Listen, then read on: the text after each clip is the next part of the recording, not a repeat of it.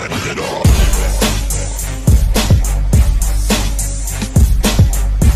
Students, अभी तक आपने देखा होगा कि पॉलिनोमियल चैप्टर में मैंने आपको क्वेश्चन नंबर 3 तक 2.4 के करवा दिया है। ठीक है, वो आपका एक पार्ट था, फैक्टर थ्योरम पे बेस्ड था वो। तो वो 3 क्वेश्चंस आपने इजीली कर लिया होगा वीडियो देख के। अब आगे इस चैप्टर में बढ़ते हैं हम लोग फैक्टराइजेशन ऑफ क्वाड्रेटिक पॉलिनोमियल के ऊपर। ठीक है, कि हम किस तरीके से फैक्टराइजेशन ऑफ क्वाड्रेटिक पॉलिनोमियल, मैंने आपको एक पूरा कंटेंट बना के दिया है जिसमें आपको मैंने लिखवाया भी था कि क्वाड्रेटिक पॉलिनोमियल का फैक्टर सिखाऊंगा मैं, फिर क्यूबिक का सिखाऊंगा। तो आज बात करते हैं क्वाड्रेटिक की। क्वाड्रेटिक में क्या होता है, देखो क्वाड्रेटिक पॉलिनोमियल जब भी है तो आपको क्या ध्यान रखना है कि क्वाड्रेटिक, ठीक है, और क्वाड्रेटिक जो ये होता है पॉलिनोमियल वो किस किस फॉर्म में होता है ये आपको सबसे इंपॉर्टेंट पहले पता होना चाहिए। तो वो आपके जो फॉर्म में होता है हमेशा याद रखना है कि क्वाड्रेटिक की 3 स्टैंडर्ड फॉर्म्स होती हैं। फर्स्ट जो फॉर्म होती है वो ये होती है ax² + bx + c।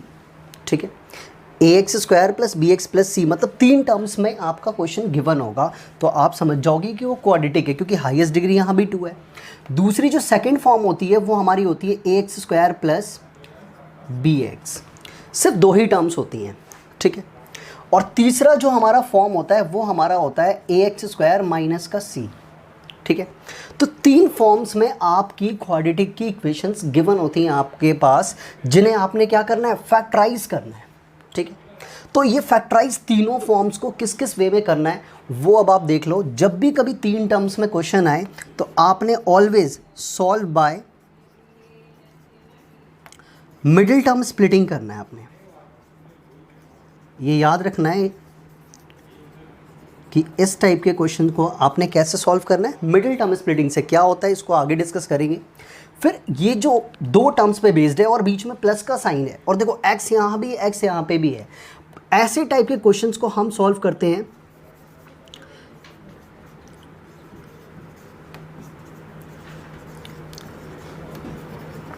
Solve by common taking method. मतलब कि हम इनमें कॉमन लेके सॉल्व करते हैं, फैक्टराइज करते हैं। ठीक है, सॉल्व मीन्स फैक्टराइज। और ये जो माइनस वाला केस है इसको हम सॉल्व करते हैं solve by identity method.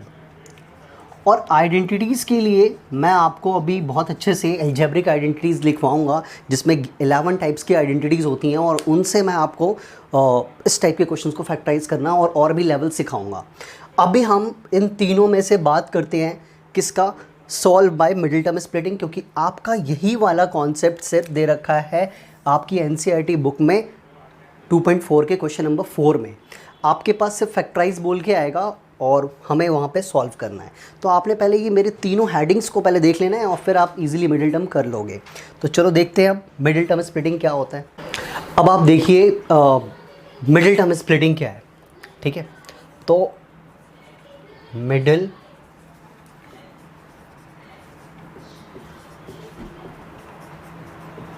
Term splitting, देखो मिडिल टर्म स्प्लिटिंग जो होती है वो क्वाड्रेटिक इक्वेशन की होती है। तो क्वाड्रेटिक इक्वेशन की स्टैंडर्ड फॉर्म जो कि मैंने अभी अभी आपको बताया, ax² + bx + c का ध्यान रखना है कि हमेशा 3 टर्म्स में क्वेश्चन आपके पास गिवन होगा। ठीक है, तो एक एग्जांपल ले लेता हूँ मैं, उसके बिहाफ पे पहले आपको समझाता हूँ, फिर आपके एक्सरसाइज के क्वेश्चन को हम डिस्कस करेंगे। ठीक है, तो अगर मैं यहाँ पे एक क्वेश्चन ले रहा हूँ आपका x² + 12x और +35। ठीक है, देखो 3 टर्म्स हैं आपके पास, बिल्कुल इस वाली फॉर्म में ही आपके वो लाई कर रही है। ये स्टैंडर्ड फॉर्म है हमारा। ठीक है, इसी फॉर्म में हमारा क्वेश्चन लाई कर रहा है। अब मिडिल टर्म स्प्लिटिंग के आपको है ना 4 स्टेप याद रखने हैं। ठीक है, ध्यान से देखना, 4 स्टेप में क्वेश्चन होता है ये। देखो कैसे कैसे। सबसे पहले आपने क्या करना है, x² के साथ में जो भी कोफिशिएंट हो, तो यहाँ पे x² के साथ में क्या कोफिशिएंट है, आप कहोगे कुछ भी नहीं है। तो कुछ भी नहीं है तो क्या मानोगे आप, 1 मानोगे। ठीक है, तो यानी x² के साथ में जो भी आपका कोफिशिएंट हो उसकी मल्टीप्लाई करो कांस्टेंट टर्म से, यानी कि coefficient of x²। Step number 1 आपका क्या है, मैं यहाँ पे साइड में है ना आपका लिख भी देता हूँ, स्टेप सारे आपको क्लियरली याद रहेंगे कि स्टेप 1 है क्या है आपका, कि multiply the coefficient of x square and constant term. ठीक है, multiply the coefficient of x square and constant term. ये स्टेप पहला याद रखना है आपने कि एक्स स्क्वायर के कोफिशिएंट को कांस्टेंट टर्म क्या होता है, ये मैं ऑलरेडी पॉलिनोमियल की वीडियो में सिखा चुका हूँ आपको। दोनों को आपने मल्टीप्लाई करनी है। तो क्या करना है, देखो कोफिशिएंट ऑफ एक्स स्क्वायर क्या है 1 की मल्टीप्लाई कर दो 35 से, तो कितना आया 35 आया आपका। उसके बाद आपने क्या करना है कि इस 35 के फैक्टर्स करने हैं, देन क्या फाइंड करने हैं, find factors of that result. जो आपका रिजल्ट आता है ये 35, उसके आपने क्या करने हैं, फैक्टर निकालने हैं। तो देखो फैक्टर कैसे निकालेंगे, यानी कि 35 किस किस के टेबल में आता है। फैक्टर निकालना मीन्स 35 किस किस के टेबल में आता है। तो सबसे पहले 1 में ही आता है, 1 में 35 बार में आता है। फिर 2 के टेबल में 35 तो नहीं आता, 3 में भी नहीं आता, 4 में भी नहीं आता, 5 में आता है। तो 5 में कितनी बार में आता है, 7 बार में आता है 35। ठीक है, फिर आप कहोगे 6 में नहीं आता सर, 7 में आता है। तो देखो 5 × 7 बोलो चाहे 7 × 5 बोलो, बात एक ही है। ठीक है, तो ये यानी कि अब इससे ज़्यादा इसके फैक्टर नहीं फाइंड होंगे। ठीक है, तो ये हमारे पास फैक्टर आ गए। तो देखो फैक्टर की आपके पास सिर्फ 2 लिस्ट बनी है, एक बनी है 1 और 35 और एक लिस्ट बनी है 5 और 7। तो आपको क्या करना है कि चेक ये करना है कि किन फैक्टर्स को, ठीक है, ऐड या सब्ट्रैक्ट करा के मिडिल टर्म को हम स्प्लिट कर पाएँ। देखो मिडिल टर्म स्प्लिटिंग में क्या होता है, मिडिल टर्म को स्प्लिट करना। तो कैसे स्प्लिट करते हैं, कांस्टेंट टर्म का साइन डिसाइड करता है। कौन डिसाइड करता है, कांस्टेंट टर्म का साइन। तो कांस्टेंट टर्म का साइन क्या है, प्लस का है, यानी कि आपस में किन दोनों को प्लस करके आपका आंसर मिडिल टर्म वाला आ जाए। यानी कि कौन डिसाइड करेगा, कांस्टेंट टर्म का साइन, यानी कि क्या है, प्लस। तो देखो 1 और 35 को अगर ऐड करोगे तो कितना आएगा 36, तो बीच में तो 12 है, यानी कि ये वाला पॉसिबल नहीं है, ये हटा देना है आपने। अब इन दोनों को प्लस करके देखो 5 + 7 कितना होता है 12, तो यस 12 आ गया, यानी कि आपका 5 और 7 ही वो फैक्टर्स होंगे जो मिडिल टर्म को स्प्लिट कर रहे होंगे। तो क्या ध्यान रखना है आपने, प्लस का साइन, यानी कि ये वाला साइन डिसाइड करता है कांस्टेंट टर्म के साथ वाले में। यानी कि क्या करना है कि check sign of constant term and solve by factors। और जो भी आपके, अगर साइन आपका प्लस का है तो आपने चेक करा कि साइन कौन सा है, प्लस का, और सॉल्व कर लो फैक्टर्स को। यानी प्लस है तो आपस में प्लस करके देख लो कि किससे वो मिडिल टर्म स्प्लिट हो रहा है। तो ये तरीका मैंने आपको बता दिया। तो 3 स्टेप आपने ध्यान रखने हैं मेरे। सबसे ज़्यादा इंपॉर्टेंट स्टेप ये वाला है, क्योंकि साइन नहीं देखोगे तो गलती कर दोगे। अब एक और बात क्या करना है, अब इधर आना है, जो आपका मेन वर्किंग है। ठीक है, क्या करना है, एक्स स्क्वायर पे तो आपने एक्स स्क्वायर ही लिख देना है। ठीक है, जो साइन यहाँ है वही वाला साइन आप यहाँ पे लगाओ। फिर क्या करना है, जो वेरिएबल है, अगर x है तो x, y है तो y। तो आपके पास क्या x है, तो आप यहाँ क्या लिखोगे x। फिर आप एक ब्रैकेट लगाना, और ब्रैकेट के अंदर की चीज़ बड़ी इंपॉर्टेंट है, क्योंकि वो 12 को क्या ब्रेक करेगी। कौन सी ब्रेक करेगी, कौन सा फैक्टर पता लगा चुके हैं हम, 5 और 7, वो भी क्या करके, प्लस करके। तो ध्यान रखना है यहाँ पे एक चीज़ और, हमेशा बड़ा प्लस छोटा या बड़ा माइनस छोटा। माइनस होगा तो भी बड़ा वाला पहले, और प्लस हो रहा होगा तो भी बड़ा वाला ही पहले लिखना है।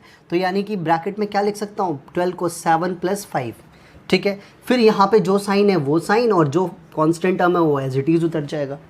फिर क्या करना है आपने, 4 स्टेप का क्वेश्चन है। देखो एक स्टेप हो गया, दूसरा स्टेप करने जा रहा हूँ मैं। +x से इस ब्रैकेट के दोनों टर्म्स को मल्टीप्लाई करो, क्योंकि ब्रैकेट का आपको 8th क्लास से पता है कि ब्रैकेट के बाहर जो भी नंबर होता है वो दोनों से मल्टीप्लाई होता है। तो चलो जी मल्टीप्लाई करते हैं, कितना आंसर आएगा 7x, और अगर इसको इससे करेंगे तो कितना आएगा 5x, और प्लस का 35। क्लियर है, क्या करा मैंने, +x से दोनों को मल्टीप्लाई करा दिया है। ठीक है, अब देखो अभी तक ये 3 टर्म्स थे, अब 4 टर्म्स हो गए। तो अब इस स्टेप के बाद क्या करना है, टेक कॉमन, आपने कॉमन लेना है। शुरू के 2 में और लास्ट के 2 में कॉमन ढूंढना है आपने। तो यानी कि यहाँ पे क्या करना है, कॉमन लेना है।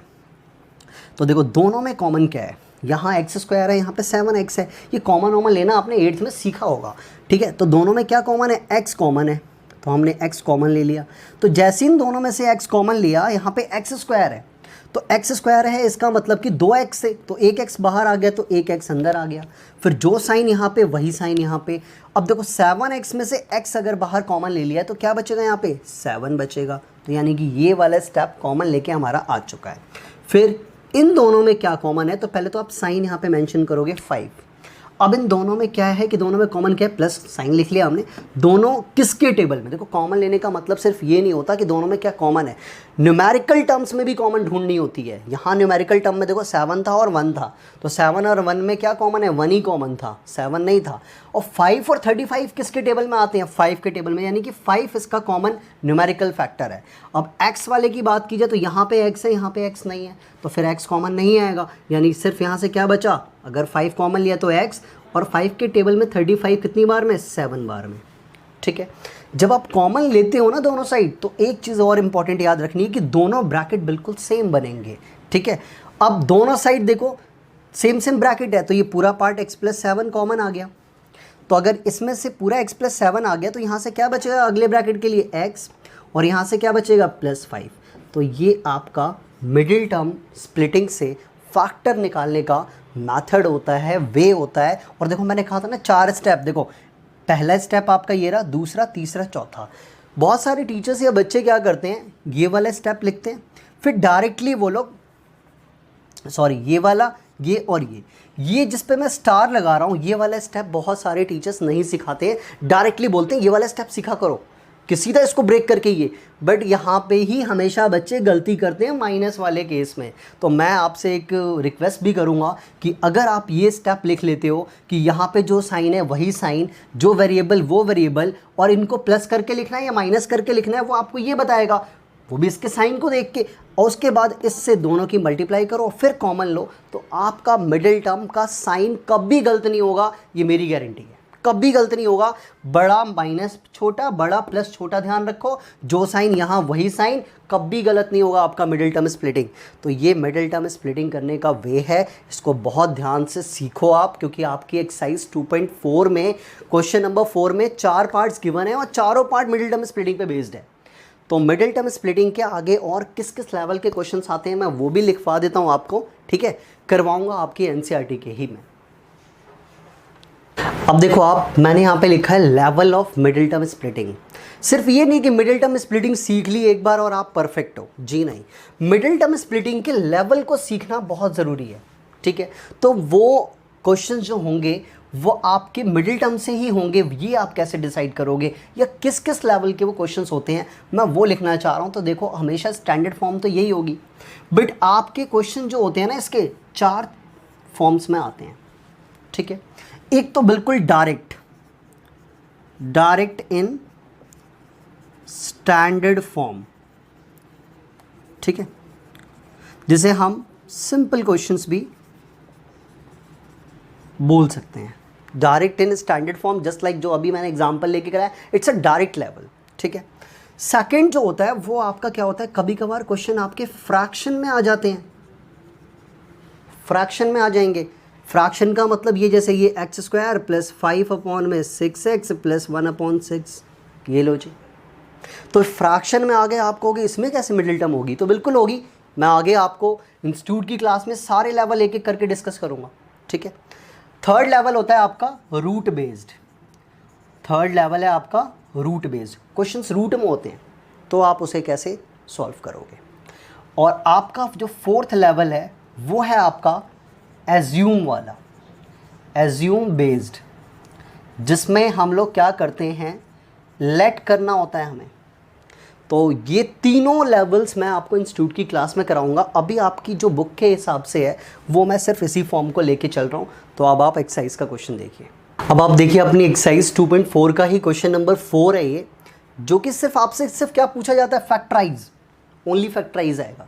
अब फैक्टराइज का लेवल जो कि मैंने लिखवाया, जिस बच्चे को पता हो कि हमें कैसे पता है कि इसमें क्या फैक्टराइज करना है, तो ये आपने देखना है कि ये क्वाड्रेटिक का है ये, और क्वाड्रेटिक का भी वो भी क्या स्टैंडर्ड फॉर्म है बिल्कुल, बिल्कुल स्टैंडर्ड फॉर्म में, यानी कि ये कैसे होगा, तो मिडिल टर्म स्प्लिटिंग से होगा। ठीक है, तो मिडिल टर्म स्प्लिटिंग से होगा ये क्वेश्चन। तो आपको मिडिल टर्म स्प्लिटिंग के जस्ट अभी मैंने सिखाया रूल। सबसे पहले क्या करना है, कोफिशिएंट टर्म की मल्टीप्लाई कांस्टेंट टर्म से करनी है। तो 12 की मल्टीप्लाई 1 से करोगे, कितना रिजल्ट आएगा, 12 आएगा। फिर सेकंड स्टेप क्या सिखाया कि फैक्टर्स ऑफ दैट रिजल्ट, यानी जो भी रिजल्ट आया उसके फैक्टर्स निकालो, यानी कि 12 के फैक्टर्स निकालिए, यानी किस किस के टेबल में 12 आता है। तो पहले 1 के टेबल में देखा 12 बार में आता है, 2 के टेबल में देखते हैं 6 बार में आता है, 3 के टेबल में चेक करते हैं तो 4 बार में आता है। अब आप कहोगे 4 में भी आता है, 6 में भी आता है, 12 में भी, तो एक बार इधर नंबर आ गया ना, इट मीन्स आपने आगे करने की नीड नहीं है। तो आपके क्या है, 3 लेवल आए, 3 पेयर्स आए फैक्टर्स के।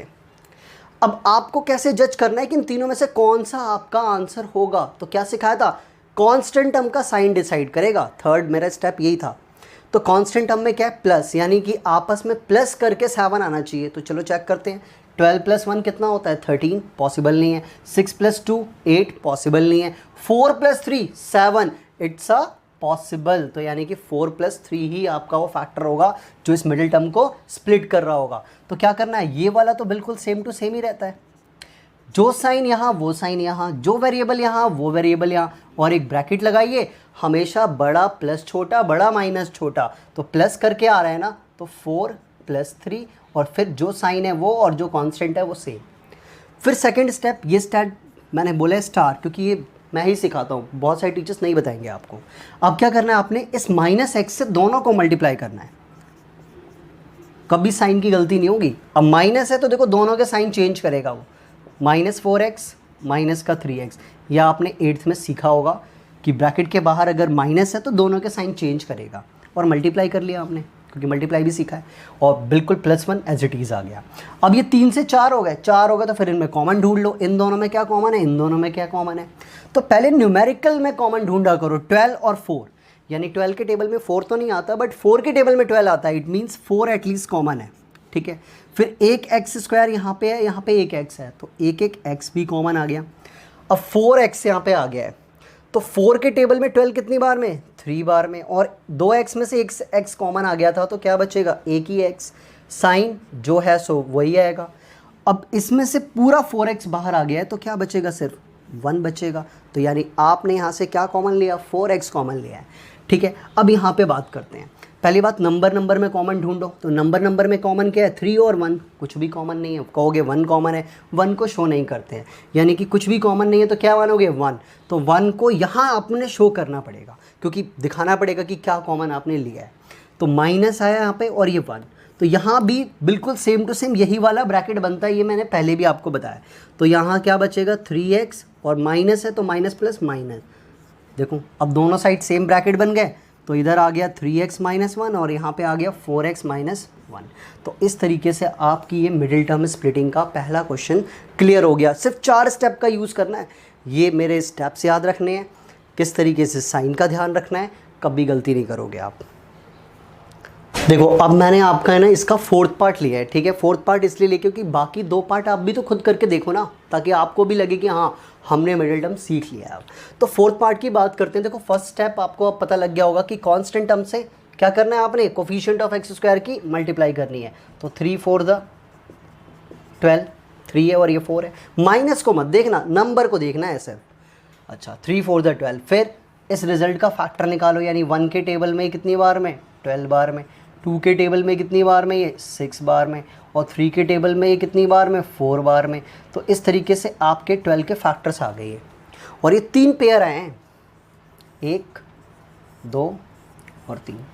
बट आपको इनमें से कौन सा लेना है वो कौन बताएगा, कांस्टेंट का साइन बताएगा। तो यहाँ पे क्या है, माइनस, तो माइनस करके बीच वाले को देखना है। तो देखो बीच में क्या है, -x, कोई नंबर नहीं है तो क्या मानोगे, 1, यानी कि 1 लाना है। तो 1 कैसे, वो भी माइनस करके, 12 में से 1 गया 11, पॉसिबल नहीं है। 6 में से 2 गया 4, वो भी नहीं है 4 में से 3 गया तो 1, यानी कि आपका ये वाला वैलिड है। तो आपने इसी को लेके यूज़ करना है। तो ये वाला तो बिल्कुल सेम टू सेम होता है। फिर जो साइन यहाँ वही साइन वहाँ, यहाँ जो वेरिएबल यहाँ वही वेरिएबल। अब ब्रैकेट में बड़े में से छोटे को क्या करना है, माइनस करना है, क्योंकि ये साइन देखना होता है। तो 4 - 3, और यहाँ पे माइनस का 4। फिर वही माइनस से मल्टीप्लाई कराते हैं।